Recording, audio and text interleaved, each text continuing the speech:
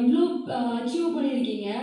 So நீங்களுமே start பண்ணும்போது ஸ்ட்ரகிளோட எந்த ஒரு பேக்ரவுண்ட் இல்லாமல் அப்படி தான் ஸ்டார்ட் பண்ணியிருப்பீங்க. ஸோ எனக்கு நீங்கள் ஒரு பெரிய இன்ஸ்பிரேஷன்.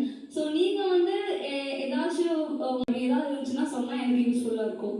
நீங்கள் என்ன பண்ண விரும்புகிறீங்களோ, எந்த வேலையை பார்க்க விரும்புகிறீங்களோ அந்த வேலையை புரிஞ்சுக்கிட்டாலே போதுமானது. எனக்கு 28 வயசுலேயே 28 வருஷம் தாடிகள்லாம் நரைச்சிச்சு.